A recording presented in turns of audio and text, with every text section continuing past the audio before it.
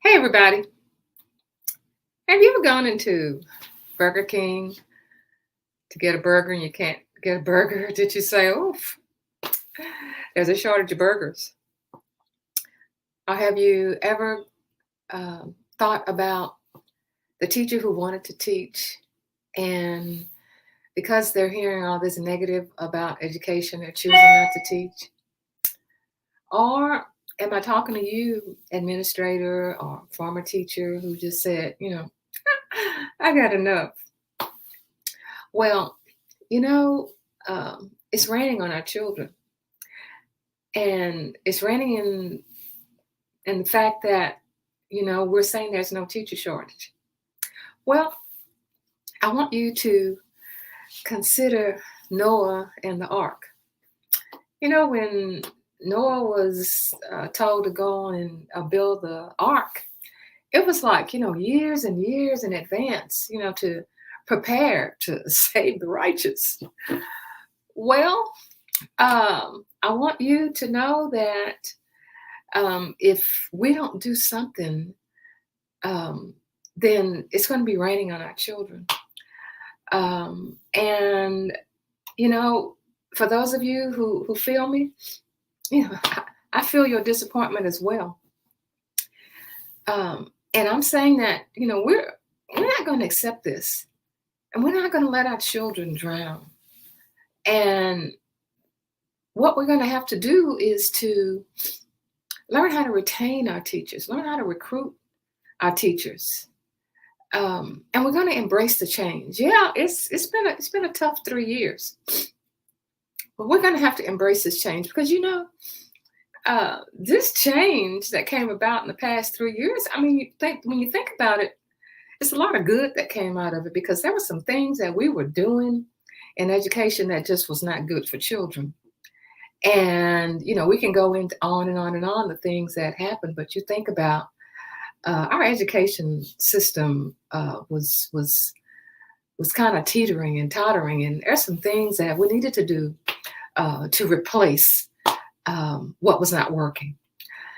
My name is Barbara Polk. I am the former principal of an underperforming school that was rated one of the lowest in the state of Texas, and we were able to get that school turned around within a year's time. But that year's time of getting that school turned around was fraught with frustration. So you say, oh well, you don't know about what's happening now. That could have been good back then. But I want to tell you that the things that we are experiencing now, we have to make sure we have some principles in place. The principle of what goes up must come down. I don't care how good you are, what day of the week it is, what year it is. If you stand on top of a building and you lean over and your body weight tips you over, you're going down. It's just a principle that leads you. So what I want to talk about is there is no teacher shortage. And what I'm saying is that there are lots of teachers out there. They just have made the choice to move on because we need to replace some things in our system. And so many of you have done such a good job, especially, this third year of reaching your goals. And you're at a place where you're going to have to sustain those goals. And for those of you who didn't reach your goals, you're at a place now where you're making that change. You're doing those replacements.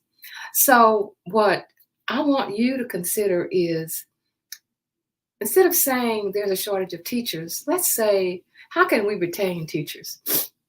How can we attract teachers despite all of the mandates that we have? I know you're confronted with challenges on a daily basis.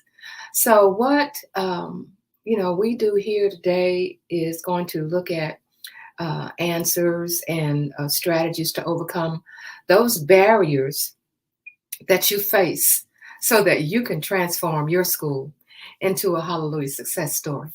So if you're ready, let me tell you one of the first things that I believe there's a shortage of, because I said there's not a shortage of teachers.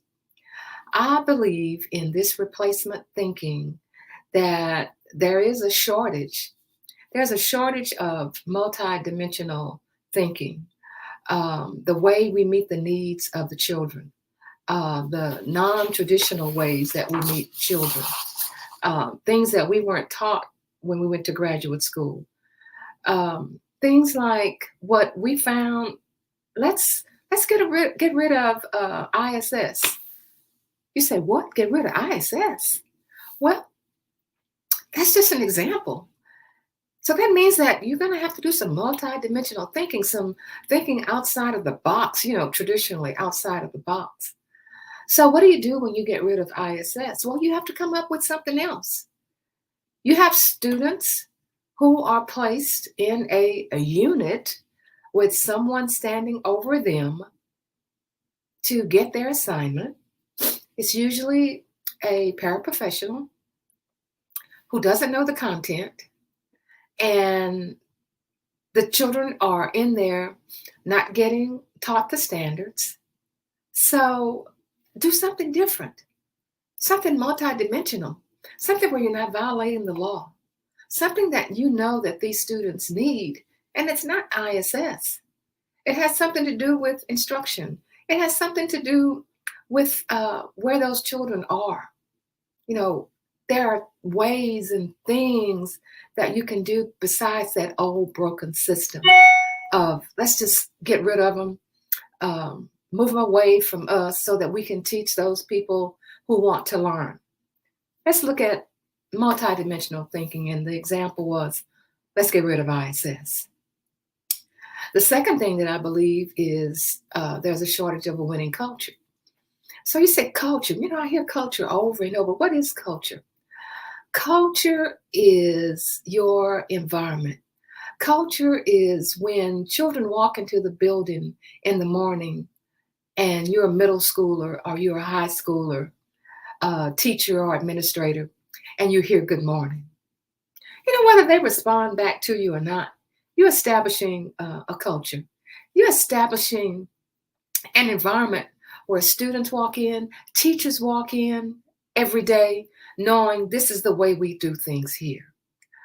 They walk in knowing that we're not going to accept failure as an option.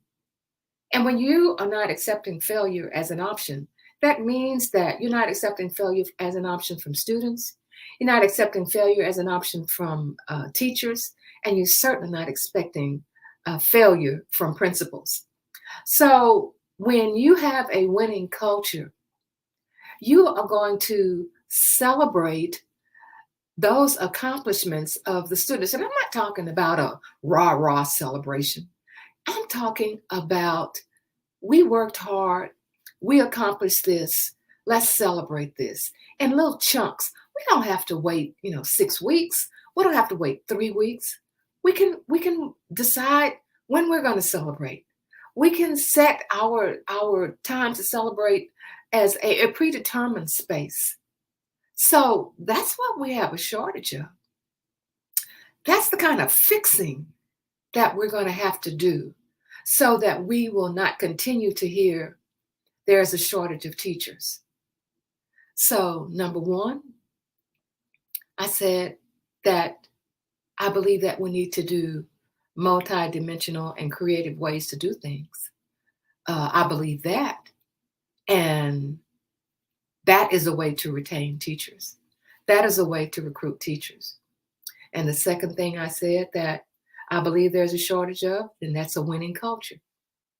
If you go into a building where children are cursed at and yelled at, and I'm talking about, our children who are in schools of color. I'm talking about our rural children. I'm talking about our low income children. We have to establish that winning culture. I don't care what the world says about the children in our community. Once we create a culture, a haven for a place for them to go to feel respected, for teachers to feel respected, then we will start to see that we will create a winning culture along with the celebration of the accomplishments of the children, and not just a rah rah with pom poms going. We're celebrating you on a daily basis. And the third thing I believe that there's a shortage of, I believe there's a shortage of great teams, not just a team, great teams. So if you're the principal and you have a team, your team is not great unless they know why they exist. Why do you have a team? Do you have a vision that you want to follow? And they are there, a part of that team, so that we can get that vision accomplished. If you have a team and you say, we want all of our Algebra 1 students to meet standard, all of them, all of our Algebra 1 students, first of all, you're going to say that's crazy because they're not going to all meet standard. But you know, if that's your vision and you have a team who you have enlisted to be your team to make sure that Algebra 1 students all meet standard, then that's the reason for them to exist. But they need to know that. A great team creates a space for learning. And I'm not talking about learning from students. I'm talking about learning from each other. Because, you know, we're a mix of different personalities. Some of us like to do things quickly. Some of us like to do things a little slower. Some of us just like to just kind of sit and just let it marinate for a minute. So that team needs to learn from each other, that great team. The other thing with the team is that that team has to be able to withstand conflict. That's a great team. And, you know, conflict is good. Conflict is good when we address the issues, where we address the changes that we're having problems with, where we're not here to try to not hurt anybody's feelings, where we're in an environment where we put everything on the table, we deal with it as a team, and then once we walk out of the room, it's over. It's not to be spoken of again unless we're back around that team. That's a great team. That's what we have a shortage of. We have a shortage of great teams that trust each other. So, principals, when you are developing the people who you want to be a part of your team, you make sure that it's a team that you can trust. And let me go just one step further with the trust. I'm not talking about, oh, I believe Miss Abdullah can be trusted because if I give her assignment, she's going to do it. The trust that I'm talking about takes one further step. That trust is, if I am the principal and you are on my team and everybody around the table knows there is something that I'm doing as the principal to block progress, then I have to trust that you will let me know that you are not somebody who is just sitting around the table to be yes men and yes women. That's what a great team does. A great team trusts. They trust the people around them. They trust that if we have a team member who is always complaining, always trying to get out of an assignment, that's something that needs to be laid on the table, dealt with, and we trust that this is something that's done exactly out of caring for the team. You will not be able to get any further than what your team will allow you. And you do not want a lot of yes people around you. And a great team has a facilitator or a leader. Now, the facilitator or the leader is you, principal, or it's someone that you have assigned. Is this one of the most difficult things? Absolutely. But when I talk about there is no teacher shortage, and I believe there is a shortage of good teams, of not good teams, but great teams, then one of the most important things is for you as the facilitator, for you as the principal to share what you have. You cannot hold it all in yourself. You can't hold it in your head. We said that if we want to get things done, we got to get it out of our head. We got to put it on paper. We got to put it on the wall. We got to look at it. We got to know that's what we're doing. And you as a leader, you cannot walk around with all that stuff stuck in your head and expect your school to be a successful school. A school that, maybe last year, you made it. And now this year, you have different people and you're trying to figure out what am I going to do in order to be able to sustain that growth or sustain that recognition that we got last year. We need a great team. And I know that some of you, are feeling the frustration. You're feeling the frustration with the children. You're feeling the frustration with the students. You're feeling the frustration with the teachers. But let me tell you how to address that. And that is with a great team. With a great team. So look back, see what you have done as a team. Make sure you don't have too many people on the team, 4 to 5. And make sure you have your team set up based upon what it is that you want them to do so that they will know why they exist. You may want to assign a team that's strictly your school improvement team. And that's all they do. And when their job is done, then you thank them. But then you also will have your team of your administrators, your lead teachers. Those are your upper cabinet people. They understand what's going on. They understand your vision. They understand the mission. They understand the core values of your school. That is what I see that we have a shortage of.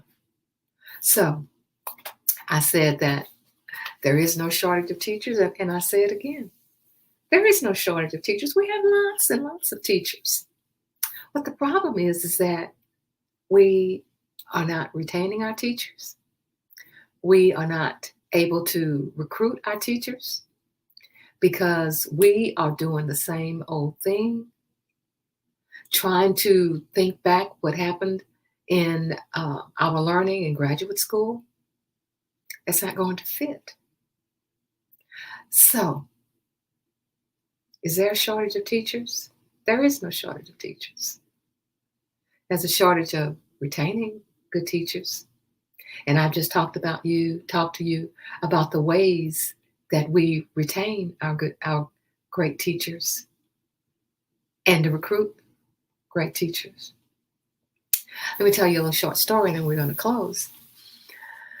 When I was originally assigned to that underperforming campus, of course we had teachers who had been there a while, and the rest of them were just revolving door teachers. They came to our school late. They had a certification. We accepted them. We put them in the best position we knew how. Within some of them, a week, some of them 3 days, some of them a month, they would start with us and they would leave. So we just kept trying to figure out just what to do. Well, after that first year where we were able to turn that school around, we knew we had something good. And we knew that we just had to add to it and to make it greater. Well, the second year, we made our target and we exceeded our target. The third year, the fourth year, the fifth year. Well, what started happening? People started sharing what we were doing on that campus. People started sharing that we were doing multi-dimensional thinking, that we were doing creative things. They started sharing how we worked our teams. They started sharing how we celebrated, how we had developed that culture. They started sharing that. And you know what happened? Teachers quit leaving. And for the teachers who did leave, they left because their family was relocating. They had a spouse that maybe needed care at home. Um, but they only left because they had to, because it was a personal thing. It's not because they wanted to.